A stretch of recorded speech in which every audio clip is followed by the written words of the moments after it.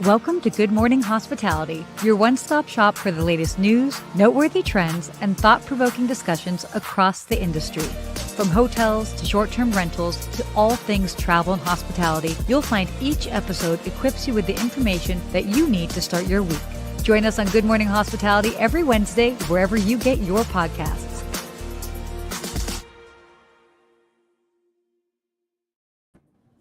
Well, good morning. Good morning, Sarah. Good morning, Steve. We also have a special guest on with us. How did you sneak in here? Who do we have here today? We've got Alexi Khajavi here. Thanks so much for joining us. Good to see you both. Good to see you as well. So we're going to talk a lot about why you're on and what exciting things are happening. But I think we should kind of take a quick moment to just say where we're joining from. Yeah, Sarah, where are you joining from? Are you on safari somewhere in Africa? Where are you at? Oh my God, I wish. By the way, that's a bucket list item. So anybody have a safari, we can make that happen.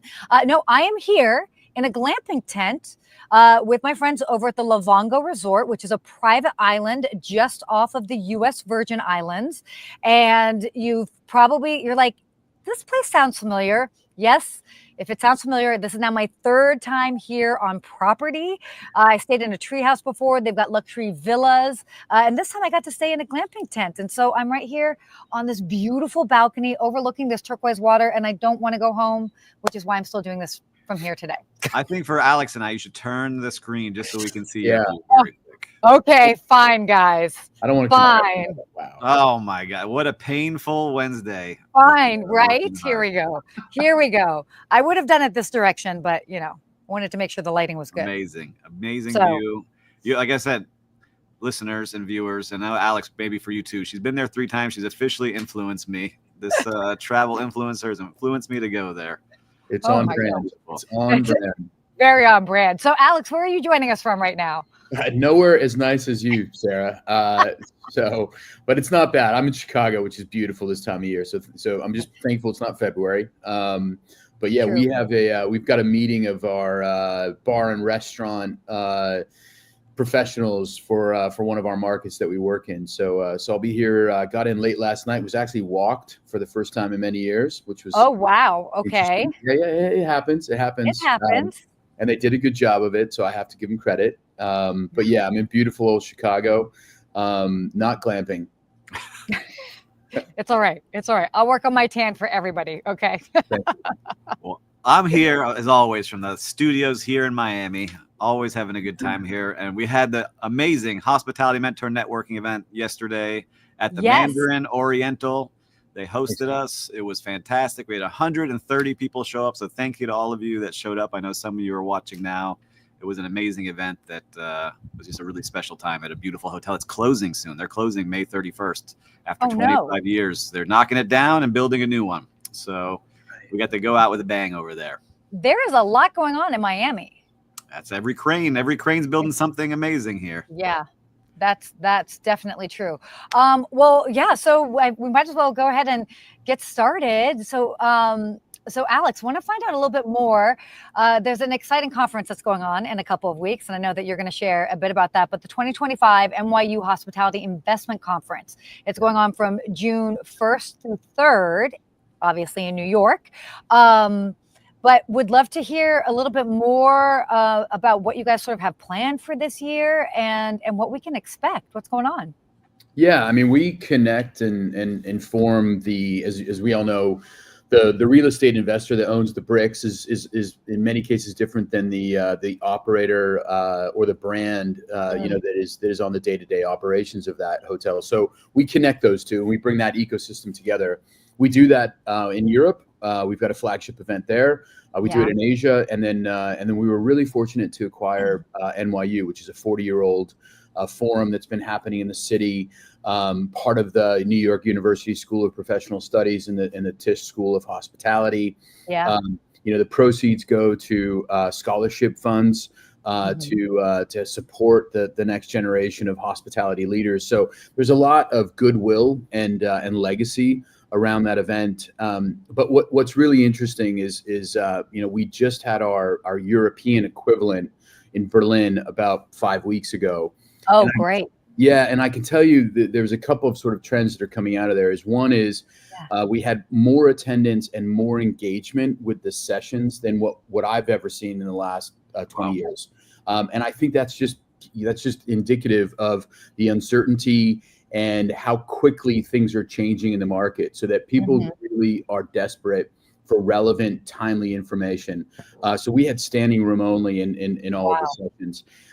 It really is the most senior level gathering of the best and the brightest of the industry. So we have all of the CEOs.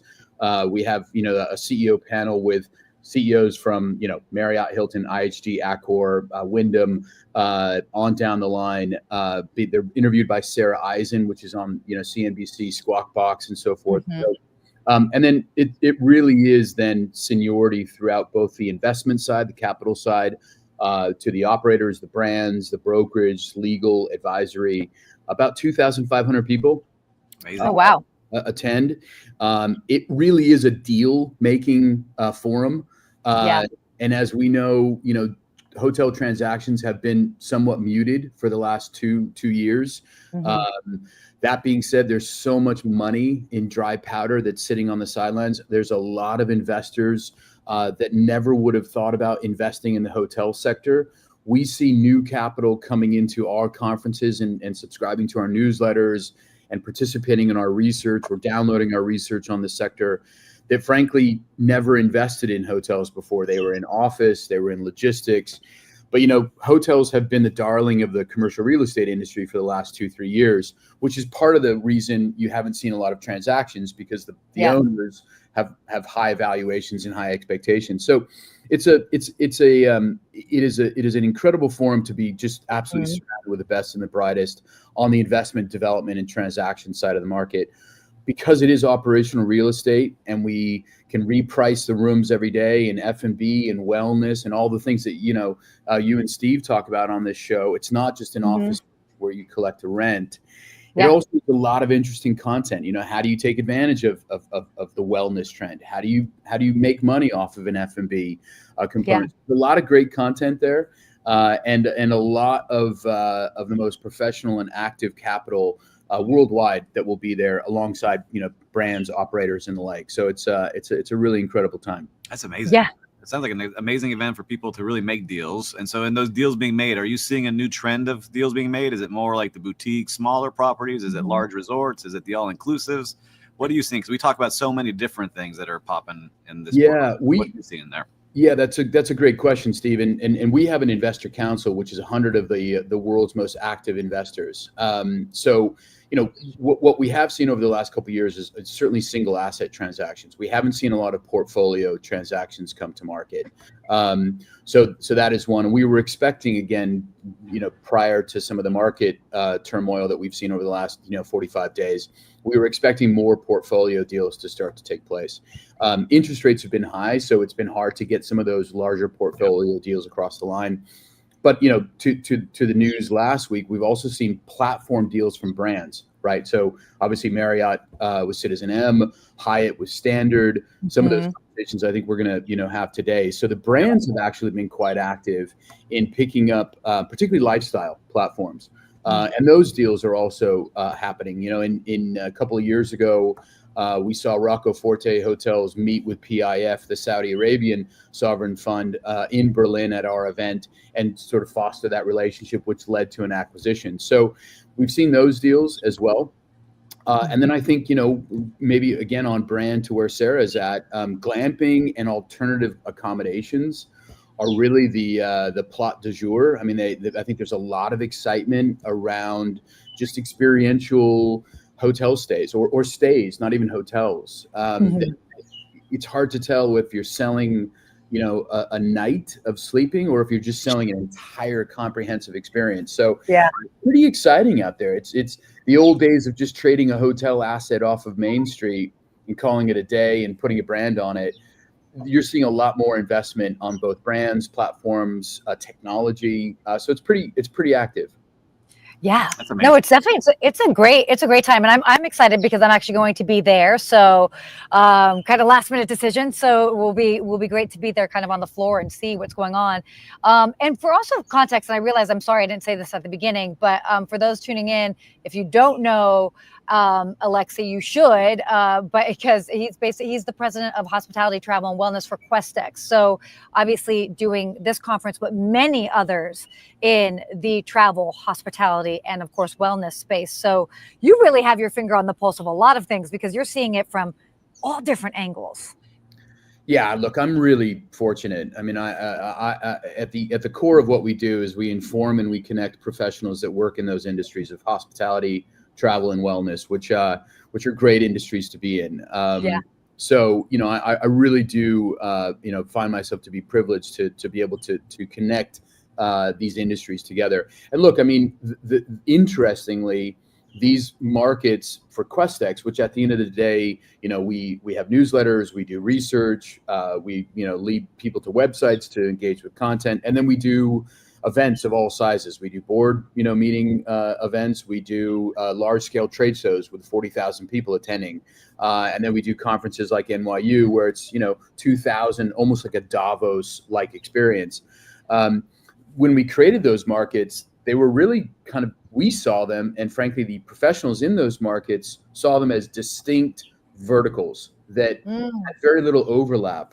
But now what we're finding is that the overlap between wellness, food and beverage, travel, and hotels is just immense. There's such a blurring, and I think all of it falls within this experience economy, which again, I've heard you two talk about, which is just the consumer wanting to spend more of their income around experiences over things. And we continue to see that. And so they're really thriving markets. I mean, they're growing, each of them in their own ways. And they all need information, and they all need to connect to each other, buyers and sellers. So that's what we do at the very sort of basic level. So it's a nice gig. Well, I'm going to say I'm excited to be here today because I have a project that I got to share in about 2 weeks. I'm going to share behind the scenes with you because now we are raising money from investors. It all hits all those things. So very excited. A lot of fun. Well, people can still sign up to and register and come to the NYU conference. So we'll be sure to share a link for that because there's still time between now. And remember, it's going to be June 1st through 3rd. But this is exciting. This is good. We love hearing this good news as far as what's going on. Especially cover some of the things we're going to talk about today. I think it's going to be great. So if you're good, should we dive into some of these topics? I think so. I would love to hear the point of view from our guest host here. Yes, exactly. So this is great. The first topic that we're touching on today, you had just mentioned Marriott acquiring citizenM. So obviously in their big lifestyle hotel expansion. Now this is going to be interesting because those that are familiar with the brand, I mean, it's very tech savvy, design forward. And Marriott again is sort of like looking to increase their footprint in their lifestyle and boutique hotel segment. What are you guys kind of like? What is this signaling to you, if anything? Do you find this exciting? Like, what are your thoughts? Say on my point of view, and I'm sure Alexi will have a lot to say, but in Miami, they built 3 like back to back to back. Yes, and it was amazing to see and visit each one of them. And they're great places because they invite people to really use their public spaces and to use it as a co-working and to make it part of the neighborhood. And then the rooms are nice, but they're micro units. They want you to be out in the lobby and be out in the amenities. And that's where they spend the money. And so I really love this brand. I've been hanging out in one here, especially in downtown recently a lot, and just enjoy the vibe that they put out there. Yeah, I think you hit on a really interesting point, which is the micro hotel. Because I think my colleague Cameron Spearance did an article on this because on the surface, it kind of puts into question what is going to be the difference, the brand differentiation between citizenM and Moxie, right? Because they both kind of play in that same lifestyle boutique environment. I think Cameron's article pointed to 2 points. One is it almost sort of lays bare this reality that brand proliferation from the brand's perspective is non-existent. It's not a problem if that it used to be, well, we've got one brand in this segment and then we got another in upper class or mid-scale, whatever it may be. They can have multiple brands across multiple scales, and that is just the way it is. So I think that investment sort of underpins the brand's belief that there is plenty of room for brands and continued brand proliferation, if you will. I think what's interesting about citizenM is it was one of those first hotels that actually empowered you not to have to engage with staff from a check-in perspective, from an ordering F&B perspective. And yet the customer service still felt really professional and very personalized and, high touch, if you will. So it was kind of that high tech, high touch. And I think it's crazy that even after all these years of citizenM being in the market, there's not too many brands that have been able to do that combination. So I think some of that's going to be helpful, and I think that they'll continue to play that out in the space. But look, everybody's investing in lifestyle and boutique right now. Standard, Ennismore, which was the Accor. Totally. So it's kind of the trend. When you see, how big do you think these brands need to be before they get picked up? Because we saw Graduate Hotels get bought. Now we're seeing citizenM. Like, what level size is like the sweet spot that you're seeing there? We've had this conversation. It seems to be in that 25 to 35. I mean, I think Moxie is at sort of 30, or sorry, citizenM's at like 36 hotels. Standard, I think, was in that 30 range. But that being said, Nomad was one hotel. That's right. So I don't. Which was a different thing. I mean, Nomad at one hotel, yet the brand felt like it had 50 hotels. I mean, we all knew, consumer more importantly, knew that, what the Nomad brand was. But it does seem to be, in that 20 to 30 where you start to get some operating scale, but you're not too big that, it becomes hard to get that larger deal across the line. Ennismore was in that similar situation. Kimpton was kind of there, which is now a long time ago when IHG picked up Kimpton. Six Senses was a bit more luxury, but that seems to be in that sweet spot. Steve, is there one that you have your radar on now? If you were to put a bet on, if we were to go to Las Vegas and put a bet on the next brand that's going to get put on, it's not answering your question, but SBE always kind of swims in the back of my head.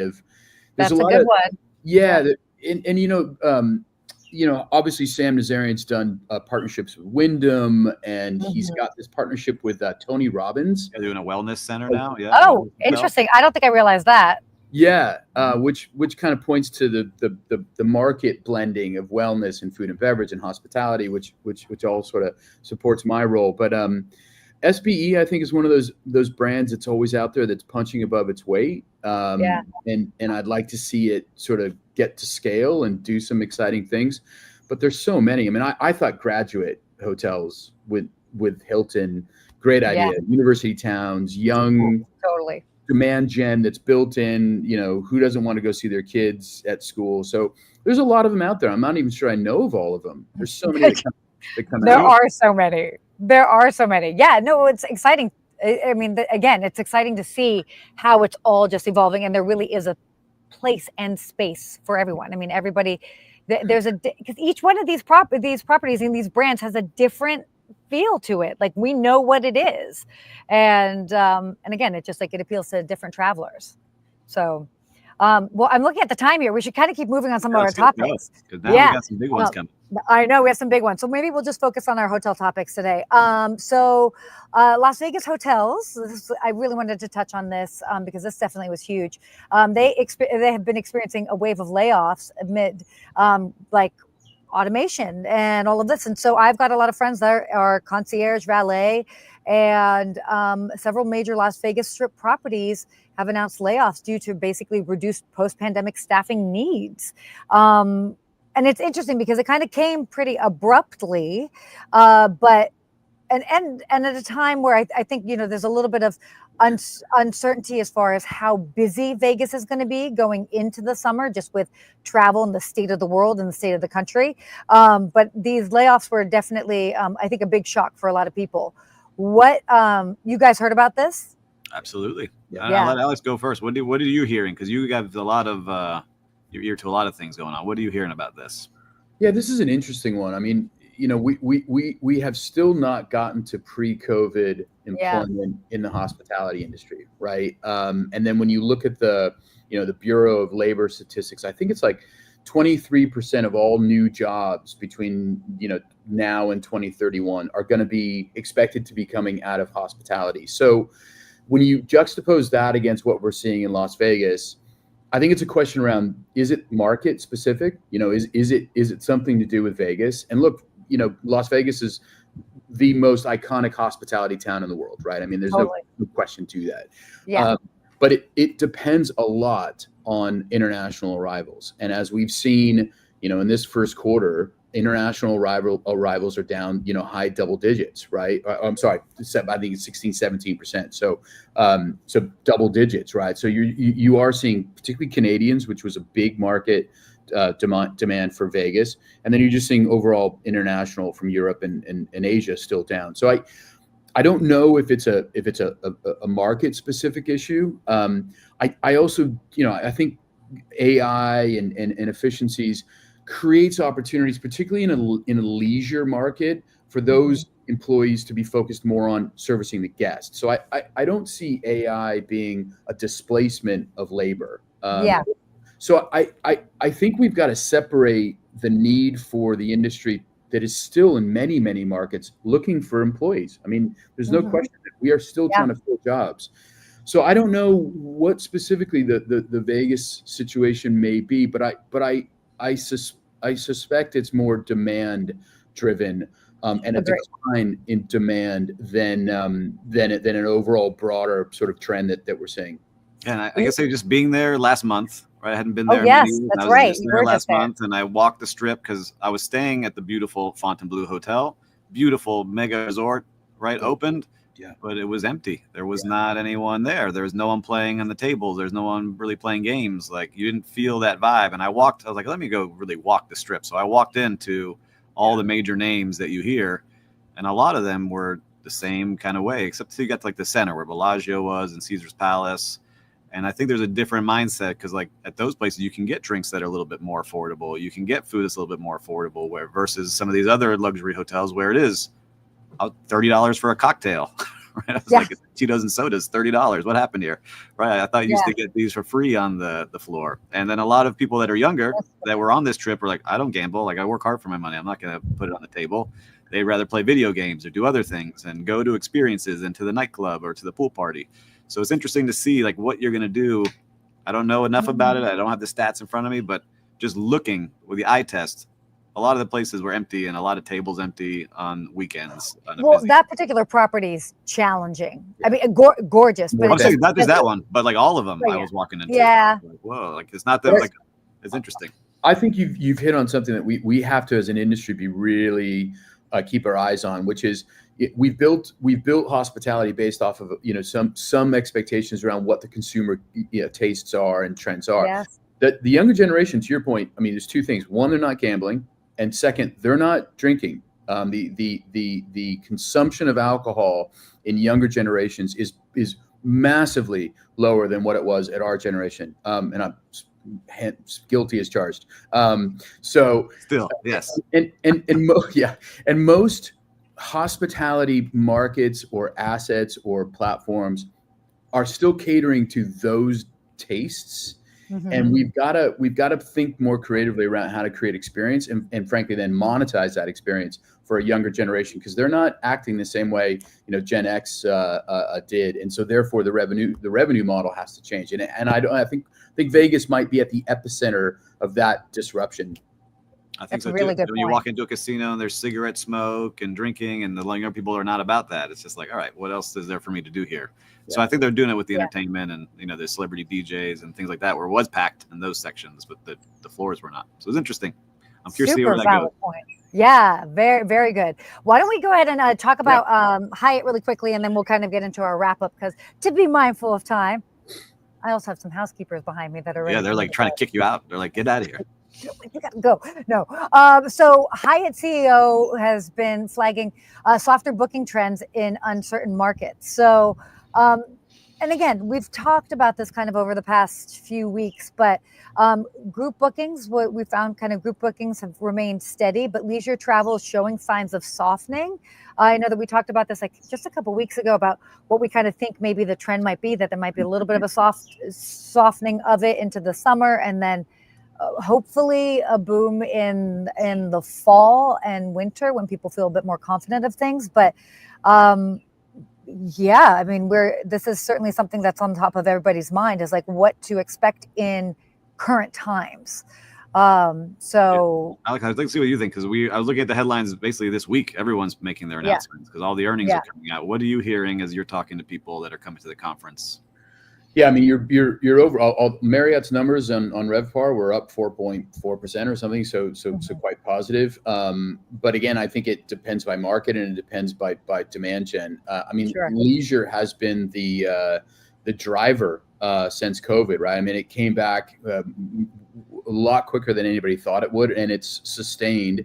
And then what's really supported the industry over the last 2 years is then meetings and incentive and group have then also come back as well. So it's interesting to see leisure start to soften. And look, I mean, it is cyclical, so I think we all have to expect that to some degree. We are certainly seeing that in leisure markets, that it is softening, or that you're starting to see some trading down. That rather than staying at the $500 a night, I'm going to stay at $300 a night. And there's a couple things that I would say in Hyatt's case, they're more exposed to leisure, right? Just look at the acquisitions that they've made. Dream Hotels, all inclusive resorts, standard to a certain extent. Mr. and Mrs. Smith, all of that is in that leisure space. So Hyatt is definitely more exposed to it. And I don't think it's a bad thing. I mean, I do believe that fundamentally COVID proved that a pandemic or anything otherwise is not going to stunt people's just innate desire to travel and to experience things.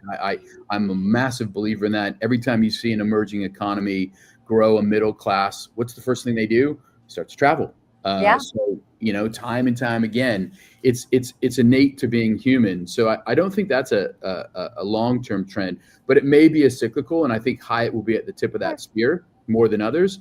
But I do worry that when you add everything up, airline, hotel, food and beverage, experiences, drinks at if you're in Vegas for $30, travel's really punching pretty frothy right now, and I do think that we are going to see a reckoning a little bit, particularly with JD Power customer reviews. As prices have gone up, service may have gone down with labor, and people aren't fixing the hotels with FF&E. Yep.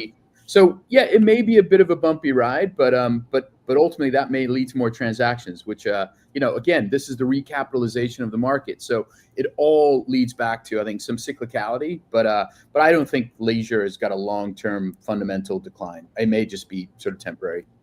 Yeah, I could not have been better said. I mean, you hit the nail on the head with that. I mean, it is always going to be a part of, it's never going to be a full-on decline. There just might be a little bit of a, suppression of it. And then, we'll kind of like get back into it, just depending on many factors that go into that. Maybe glamping more.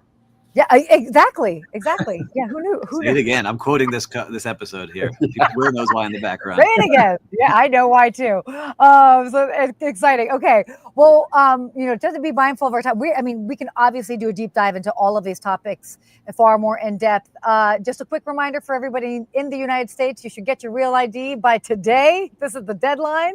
If you don't have it, you should get it soon. Otherwise, you can fly with your passport. But why don't we just can we do a quick rapid round real-time recap before we wrap up for today? Absolutely. I'm ready. Okay. I'm going to start here because I just hosted my event last night at the Mandarin Oriental, and I worked there for 2 years, and they're closing. I just want to give them a big shout out for 25 iconic years here in Miami. They really made Brickell what it is today, because when they opened, there was nothing there. It was a ghost town, and they really kicked off this building boom that we saw 25 years ago. So congratulations to the Mandarin Oriental. I'm excited to see what you build here in 5 years. And if you hadn't had a chance, go check out the new Mandarin Oriental Miami renderings. It will be beautiful, and you can live there too. So now you get the residences along with the hotel, as a lot of the projects have here. So that is my shout out for real time today. Very cool. Alexi, do you have one? I'm not sure what the premise is. Here. I'll go through it. So just did you have like a nice hospitable moment this week, last 2 weeks? We did. We had what we call our NYU Partners Dinner, NYU IHIF Partners Dinner, which is for the event, and we had Yes. about 25 hospitality professionals, ranging from investors like Blackstone and Brookfield to KSL and Vision Hospitality and Marriott, and it was confirmation that hospitality professionals are the most interesting people in the world. So true. The topics ranged from geopolitics to macroeconomics to the Met, art, language, to where to find the best martini in Brooklyn. And the other thing I would say is it's so nice to watch other people treat hospitality staff with respect, dignity, and interest. And I'm shocked at how many professionals don't do that. When I'm out to a dinner in other markets, but people that work in travel and hospitality know how important and fundamental that staff are, and how challenging that work is. So it's so nice to see someone work with a server or work with the bartender and just kind of know and build up that rapport. So it just was affirmation for me that the best people in the world are those that work in hospitality. I love that. Someone recently told me, is like, us in hospitality, we know a little bit about a lot of things and can talk about so many different things in the world. This is so true. So true. So my quick hospitality recap. I definitely have to do a shout out to the team here at Livongo. They are incredible. Their training. Everybody is, it's so, like, you really feel like you leave having friends. Like, I stay in touch with all the employees here. I mean, it's phenomenal. But I do want to actually also do a quick nod to Lenny the doorman in New York. Okay, so if you've seen him before, who is this? You posted. Yes. So Lenny is a doorman at the Omni Berkshire in New York City. I discovered him online. I sent him a note and I was like, I'm going to be in New York. I'm going to find you and come dance with you. Is this Lenny, the Dance Moves doorman? Yes. Nice. Yes. Saw that. And so he's amazing. And it was such a cool thing. I mean, so he basically started dancing outside and now everybody kind of comes to the hotel. It's great. I want to actually find out from him or maybe the hotel how much business he's actually driving, because people are absolutely coming to see him, which is fantastic. But what was cool is we texted briefly. I told him when I was going to be there. I show up. And as soon as we met, it was like we had worked together for years. We were just operating on the same wavelength, that same elevated hospitality wavelength. And it was so cool to see. I mean, his energy was infectious. And I mean, honestly, a line of people waiting to come see him, go check out the hotel. People even in my comments saying, like, I stay there just for Lenny. So that was a really cool opportunity. And I mean, I guess I'm coming back to New York, so I might have to brush up my dance moves and get back out there with Lenny. But so fun. So fun. You see, that's what every hotel needs. They got to embrace it, because some hotels would be like, Lenny, you cannot be posting this anymore. Take this down, right? But they did it the other way, where now people are going to see him. So great job. Totally. All right. Why don't we just quickly do our hospitality quote if we can, and then we'll wrap up. Do it, Sarah. Read it for us today. All right. Nothing behind me, everything ahead of me, as is ever so on the road. Jack Kerouac. So love this. I think that's a really good hospitality quote. I mean, again, it's like we're always looking forward. I'm a San Francisco native, and my parents were beatniks, and if anyone wants to call themselves a traveler, they have to read Jack Kerouac's On the Road. Yeah. So. Oh my gosh. Love that. Good. Such a good one. Good one to wrap up here. Well, before we just sign off for today, any final words where people should go to find out more about the NYU conference? Anything else you want to just share briefly? Yeah, you can go to ihifamericas.com, or you can just search it up in your search browser. We're hot and heavy on getting more registrations every day. It is the place to be if you are in the industry and you want to find out what are the things that are happening in the very moment from those that know. So deal making, thought leaders, taste makers, decision makers, all of that combined together should be an incredible experience. And again, it's it supports the future talent of the industry through scholarship. So appreciate everybody's support. Looking forward to seeing you there, Sarah and Steve. I'm going to do my best to get you there as well. And look, you guys do this every day, right? I mean, you're talking about all these topics, bringing them to the forefront, and that's what we need. You know, when there is such uncertainty in the market, you know, we need a perspective, and it's great that you guys do that, and we're privileged to do that as well. So we're looking forward to seeing you, and Steve, we'll make sure you're there as well. Yes, I would love it. I would love it. Love this. Cool. Well, thank you again. This has been a really good conversation today. We definitely did a bit of a deeper dive than we normally do. So thank you so much, Alex, for joining us. That was fantastic. Yeah, so my pleasure. Thank you both. Love that. We'll make sure the link is shared here. And Steve, I think you should sign us off. Well, until next week, stay hospitable, everybody. Stay hospitable.